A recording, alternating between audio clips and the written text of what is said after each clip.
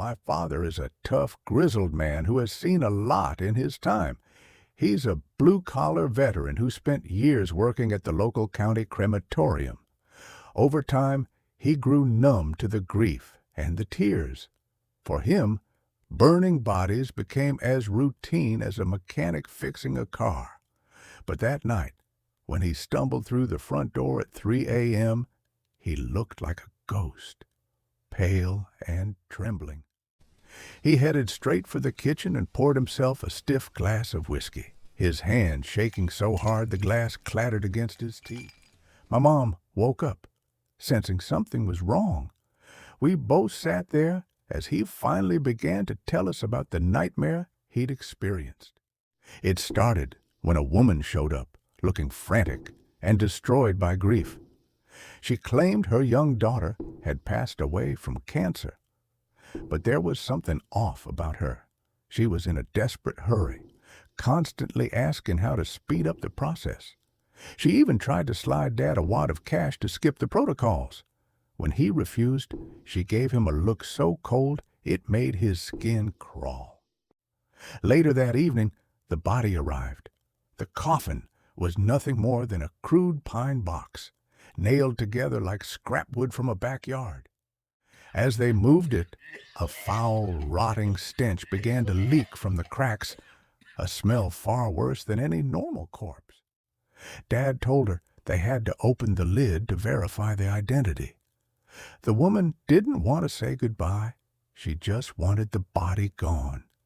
She even asked if they could just throw the ashes away or scatter them in the trash once it was over. It was heartless, unsettling, and completely wrong.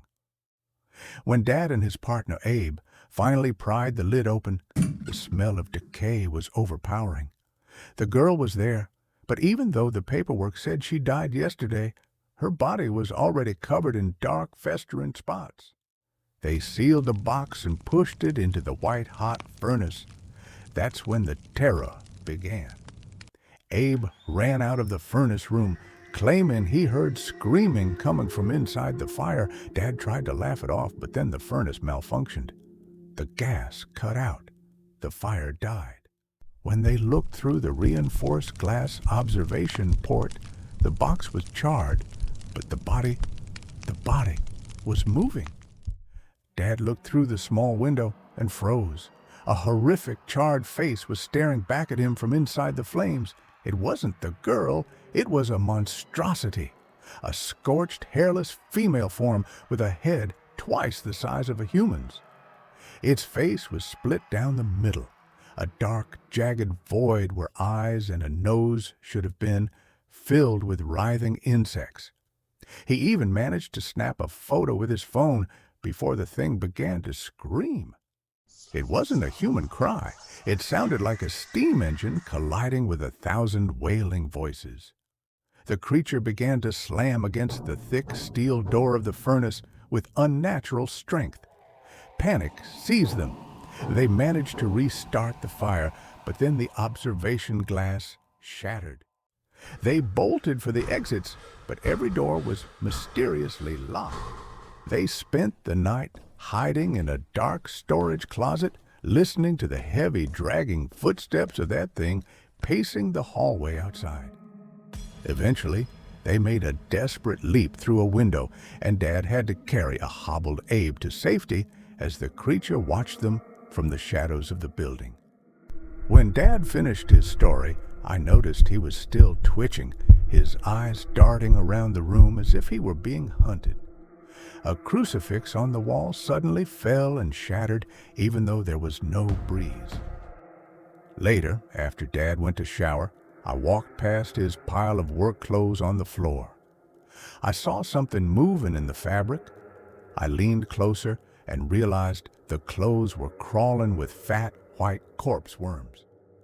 I went to sleep in a haze of fear, but I was woken up by the choking smell of smoke. The house was an inferno. I barely made it out, but my mother didn't. My father?